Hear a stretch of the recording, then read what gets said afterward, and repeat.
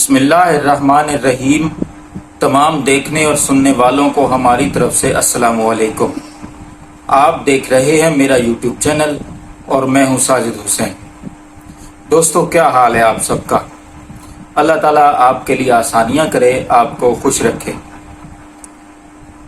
عمران خان کی توشہ خانہ کیس میں سزا معطلی کے بعد بالآخر جس کا ظاہر بھی کیا جا رہا تھا، امید تھی کہ یہ لوگ مزید کوئی حرکت کریں گے، اور وہی ہوا کہ عمران خان صاحب کو سائفر کے مقدمے میں جوڈیشل کر دیا گیا تھا۔ ایشو یہ تھا کہ عمران خان صاحب کا جو نوٹیفیکیشن سامنے آیا وہ بڑا عجیب تھا۔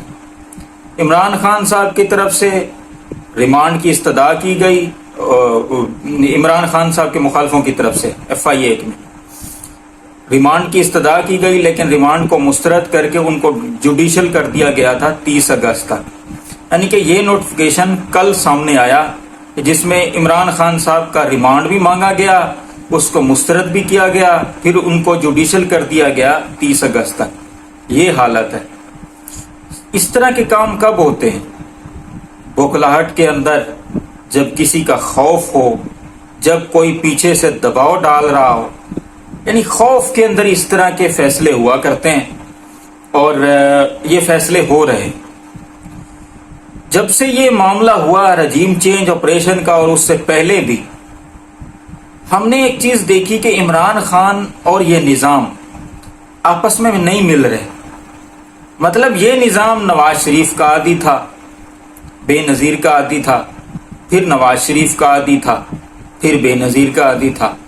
یہ میں اس لیے کہہ رہا ہوں کہ 75 سالوں میں مارشل لا بھی آئے، اور 90 کی دہائی سے لے کے اور اس سے پہلے 1971 کا جو انسیڈنٹ ہوا، اس کے بعد بھٹو کی حکومت آئی، پھر ضیاء الحق کا مارشل لا آیا، پھر بے نظیر کی حکومت آئی، پھر نواز شریف کی حکومت آئی، پھر بے نظیر کی حکومت آئی، پھر نواز شریف کی حکومت آئی، پھر مشرف کا مارشل لا آیا، پھر پیپلز پارٹی کی حکومت آئی، بے نظیر تو قتل ہو چکی تھی، پھر اس کے بعد نواز شریف کی حکومت آئی، پھر عمران خان۔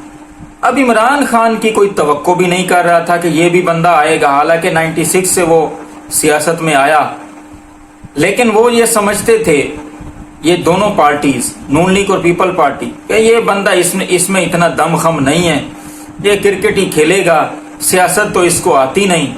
پھر ہم نے دیکھا 2011 کے بعد سے لے کے اب تک عمران خان ان سیاسی لوگوں کے بیچ میں ایک ایسا معاملہ پیدا کر کے آیا کہ یہ لوگ پہلے اس کو کمزور سمجھتے تھے، اب اس سے بھاگ رہے ہیں۔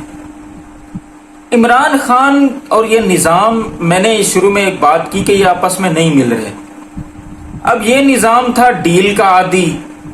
جب کوئی بندہ، مثلا اگر نواز شریف کو مشرف نے 99 میں گرفتار کیا تو پھر اس نے ڈیل کروا لی، پھر ڈیل کا منتظر ہوا، NRO ہوا، بے نظیر کے ساتھ بھی ایسا ہی ہوا، نواز شریف کے ساتھ بھی ایسا ہی ہوا۔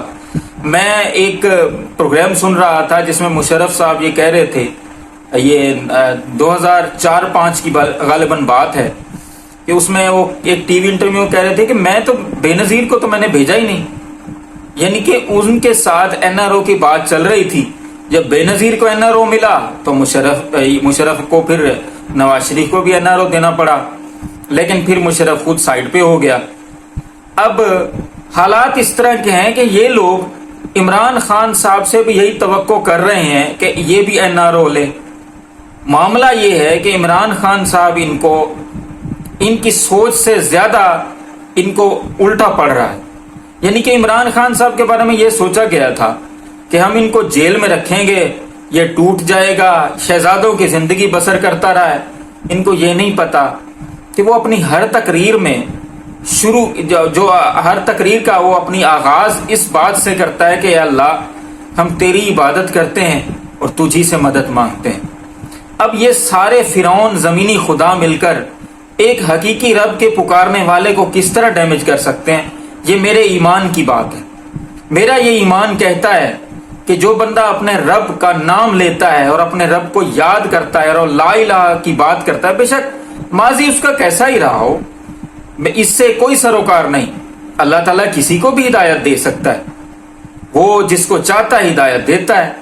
اب اس کو بھی ہدایت مل گئی ہے عمران خان کو. یہ لا الہ کی بات کرتا ہے اور وہ لوگ کہتے ہیں کہ یہ ڈیل کر لے.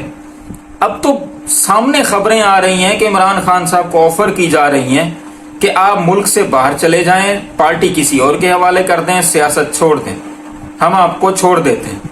عمران خان صاحب نے آج بھی سائفر کیس کی جو سماعت عدالت اٹک چل کر جا کے اس نے سماعت کی، اس میں بھی عمران خان نے اپنے وکلاء سے کہہ بھیجا ہے کہ میں چاہے 100 سال بھی مجھے رکھیں گے نا، میں ان لوگوں کے ہاتھوں میں نہیں آؤں گا. اب یہ بات کس طرف جاتی ہے؟ صرف میں اتنا کہنا چاہوں گا آخر میں، ہر یزید کے لیے حسین ہوتا ہے، ہر دور میں ہوتا ہے، اور ہر یزید ہر دور میں اپنی یزیدیت دکھاتا ہے. اس کا سامنا کرنے کے لیے حسین ہوتا ہے. اور ہر دور میں فرعون بھی آتے ہیں جو اپنی قوت اور طاقت کے زوم پر لوگوں کو دباتے، دھمکاتے اور لوگوں کی جو ہے وہ عزت اور آبرو کی بات کرتے ہیں، دھمکیاں دیتے ہیں. لیکن ان کو جو فرعون ہوتے ہیں ان کو کل کرنے کے لیے ہر دور میں موسیٰ بھی آتے ہیں. عمران خان اس نظام کے ساتھ لڑ گیا ہے، ڈٹا ہوا ہے اس نظام کے خلاف، اور ہمیں بھی اس کا ساتھ دینا چاہیے. کیونکہ اگر آج یہ نہ کیا تو لوگ تو چاند پر جا رہے ہیں، وہ ہمارے ازلی دشمن چاند پر چلے گئے ہیں، اور ہم اسی بات پر الجھے ہوئے ہیں کہ سائفر آیا تو ضرور ہے لیکن عمران خان صاحب نے اسے چرا لیا ہے. اور سائفر ہوتا کیا ہے کسی کو کچھ پتہ نہیں. اللہ آپ کو آسانیاں دے اور آسانیاں تقسیم کرنے کی توفیق بھی دے. ان مشکل حالات میں اپنے آس پاس دوستوں اور رشتہ داروں کا خیال رکھیں، اور ہمارے اس چینل کا بھی. آپ کا بہت بہت شکریہ.